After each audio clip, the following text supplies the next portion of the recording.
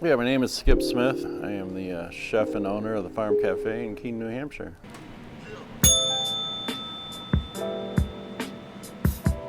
From a young age, I was always interested in cooking. I used to stand on chairs in the kitchen with my grandmother when I was very young, cooking with her. She taught me a lot through the years, through my childhood. I would be in the kitchen canning peaches and things like that with my grandmother.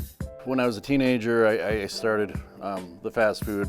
Through high school, I worked at McDonald's, Burger King. And then when I graduated high school, I got into some bigger restaurants. Through the years, worked my way up to positions as kitchen manager, executive chef. I was a general manager for a very busy restaurant for a few years. But I always, when I got really stressed out, I always ended up back on the line with the cooks or in prep and doing stuff. So really that just solidified to me that the kitchen was my passion, and that's where I wanted to be and where I belonged. When we had the food truck, we used to be right down here on the corner of Emerald and Wilson Street where there's a barbecue truck there now. That was our original spot.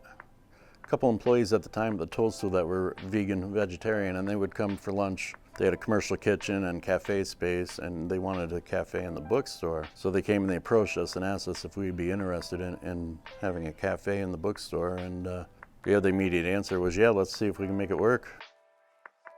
I always wanted my own restaurant, and the food truck always was on my mind. The deciding factor to start a food truck over a restaurant was capital. It was much easier to raise capital to start a food truck than a restaurant. It was awesome, and it was grueling at the same time. The food truck business is not easy. Working multiple 3, 4, 16-hour days in a row. The big difference with the food truck is if you go to a restaurant and you're working there, you walk in, your kitchen's set up, ready to go. You just go and you get to work. You have a little more of a life. You can work your 7 to 5, 7 to 6, and you go home. The food truck, we were working 10 a.m. to midnight, sleeping in a tent, getting up and doing it all over again. You have to set the food truck up because, you know, as you travel, everything's just going to move all over if it's not secured. So you have to secure everything inside the food truck. You know, it's just so much to do just to be able to sell. 8 years ago, veganism wasn't as popular as it is now. So we decided to do vegetarian. We would offer dairy and cheese, and then every item that had dairy and cheese, we also had a vegan version of that. And that's how we did it on the food truck for 3 years. And then when the cafe came along, we took that model and just expanded it into the restaurant.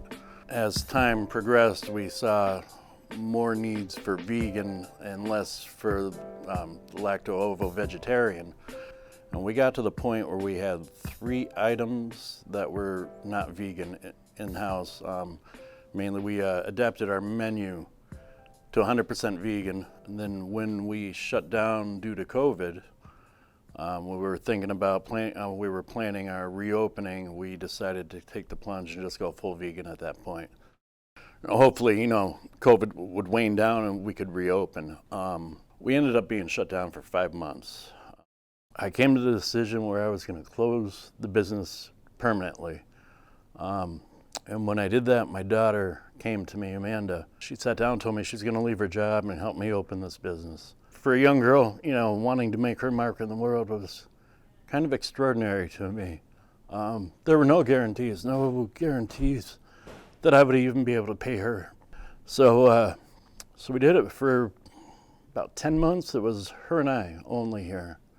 But we did it somehow. We pulled it off. We got back on our feet. We now have employees. We're back to you know, being able to afford to pay people. Business has been pretty good since then too. So yeah. But if it wasn't for Amanda, the farm would be no more. As far as like a winner for the farm, we don't want to serve just good food. We want to serve just totally awesome food. So there's a lot of times where the dish is really good, but it's not good enough for the farm. And we won't, sometimes it takes a year or two to perfect a dish, to like just tweak it to get that perfect flavors. It's a lot of fun to veganize them and make them really good. And we have a lot of items here that even meat eaters, if you didn't tell them it was vegan, they wouldn't know it.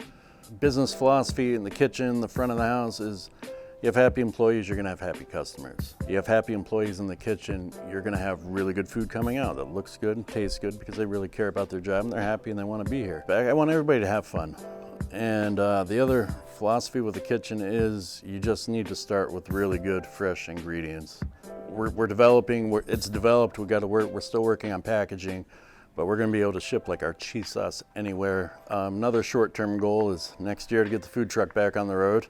We would like to expand into our own space eventually at some point, hopefully expand into multi-units. You know, they say imitation is the best form of flattery, and I get that and I understand it. At the same time, I spent 30 years of my life, over 30 years of my life, gaining the knowledge to be able to do this and to do it well. We've had issues with other businesses and other people trying to get our recipes. Nobody sees the hours I put in the kitchen when I was young, you know, working 80-hour weeks, you know, 16, 18-hour days in 120-degree kitchen to be able to do what I'm doing today. Yeah, they're just recipes, but it's kind of my legacy, and I'd like to keep it mine. So a follow-up question, what's in the cheese sauce?